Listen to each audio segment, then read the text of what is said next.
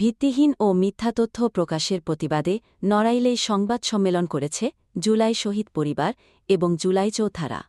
গত ১৫ সেপ্টেম্বর প্রথম আলোতে প্রকাশিত জমির বিরোধে খুন, দুর্ঘটনায় মৃত্যু, তবু তারা জুলাই শহীদ শিরোনামের প্রতিবাদে বুধবার ১৭ সেপ্টেম্বর সকালে নড়াইল প্রেসক্লাব হলরুমে এই সংবাদ সম্মেলন অনুষ্ঠিত হয়।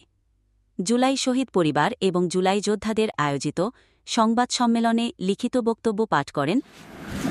তো নড়াইলের দুইজন শহীদের একজন শহীদ হচ্ছে আমার ইউনিয়নের, তাকে আমরা চিনি। তিনি কেমন মানুষ ছিলেন, তিনি কেমন আচরণ করতেন সবার সাথে, তার চারিত্রিক বৈশিষ্ট্য কেমন ছিল, আমাদের পুরো এলাকার মানুষ আমরা জানি। তিনি ঢাকায় দীর্ঘ সময় কাটিয়েছেন তার জীবনের, তার প্রতিবেশীরা জানে তিনি কেমন ছিল।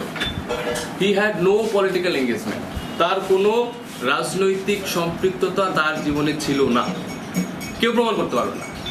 কিন্তু আপনার প্রথম আলোর বিষয়ে আমাদের তো অনেক কিন অবজারভেশন আছে।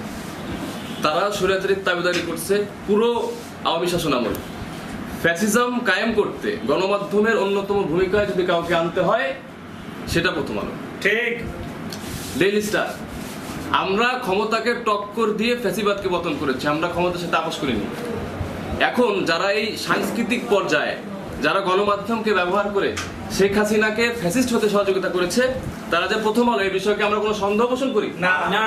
আমরা জানি অভ্যুত্থান হয়ে গিয়েছে 5ই আগস্ট, স্বৈরাচার দেশ ছেড়ে পালিয়েছে। 2000 মাকে তার কোল খালি করে তার ক্ষমতা সে ধরে রাখতে চাইছে, কিন্তু যখন পারে নাই, দেশ থেকে পালিয়ে সে দিল্লিতে আশ্রয় নিচ্ছে।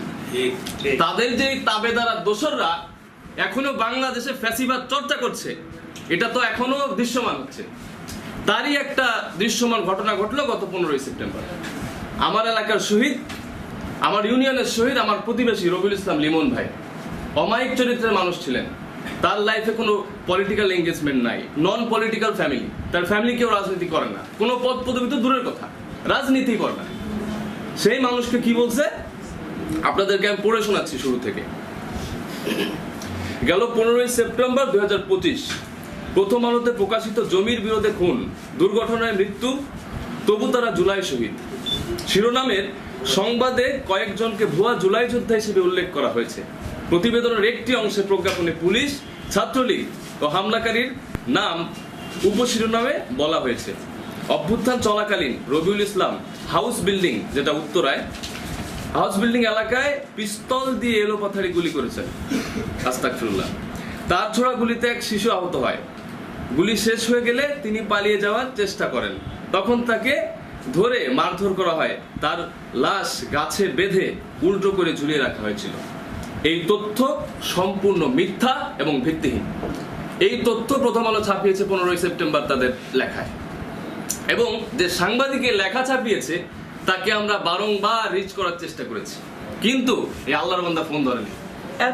এত অভিযোগ, এত ট্যাগ লাগিয়ে এত গুজব ছড়ানো হচ্ছে যে বর্তমানে তো প্রতিটা মানুষ ভাইরাল হওয়ার নেশায় এত পরিমাণ গুজব ছড়ায়। আমি এগুলো অপবাদ থেকে দূর করার জন্য আমি সমস্ত ডকুমেন্টস তথ্য মন্ত্রণালয়কেও একটা PDF ফাইলও দিয়েছি, সাথে প্রিন্ট আউট করে দিয়েছি। এবং খুলনা থেকে যে ও যেহেতু খুলনা খালিশপুরে ওর আইডি কার্ডের ঠিকানা দেওয়া, ওইখানেই জন্ম বেড়ে ওঠা, যেহেতু ওর বাবা খালিশপুর বিদ্যুৎ কেন্দ্রে থাকতেন, ওখানে জব করতেন। তো ওইখান থেকে তদন্ত কমিটি গঠন করা হয়, 3 বার আমার ভেরিফিকেশন করা হয়।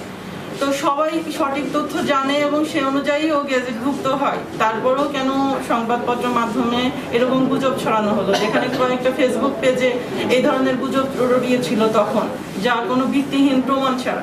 যদি কেউ প্রমাণ দিতে পারে যে রবিউল ইসলাম লিমন আন্দোলনের সাথে জড়িত ছিল না, বা সে কোনো ভুয়া সাংবাদিক, বা তাকে যে ট্যাগগুলো দেওয়া হয়েছে সেগুলো যদি সত্য হয়, তাহলে শহীদ লিস্ট থেকে বাদ দিয়ে দিই, বা যে কোনো তথ্য প্রমাণ করতে পারলে আমরা যে কোনো সাজা নিতে রাজি।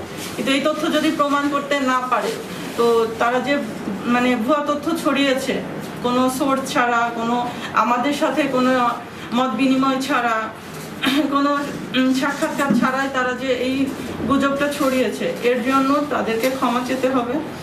এবং সে এইটা নিউজটা পাবলিশ করবে, পুনরায় ক্ষমা চেয়ে এবং সঠিক তথ্য প্রচার। এখন ভুয়া জুলাই যোদ্ধাদের একটা বিষয় কিন্তু আছে বাংলাদেশে। আমরা গণমাধ্যমকে আহ্বান করবো, আপনারা সঠিক তথ্য প্রমাণ সহ এই ভুয়া জুলাই যোদ্ধা কারা আছে, ভুয়া এই শহীদ কারা আছে, সেগুলো আপনারা উদ্ঘাটন করেন। কিন্তু শুনেছি, বলেছেন, দেখা হয়েছে, মনে করা হচ্ছে, বিবেচনা করা হচ্ছে, এই সকল ভুয়া, এই সকল একেবারে ঝুলন্ত কথার ভিত্তিতে যেন আমাদের প্রকৃত শহীদরা তারা যেন নিঃশেষ হয়ে না যায়, তারা যেন এই কথায় জর্জরিত না হয়, এই বিষয়ে খেয়াল রাখবেন। আর যদি এইভাবে এইটা চালু হতে থাকে তাহলে বাংলাদেশ থেকে জুলাইয়ের যে স্পিরিট আমরা মনে করি এটা নিঃশেষ হয়ে যাবে, সামনে আমরা হারিয়ে যেতে বসেছি।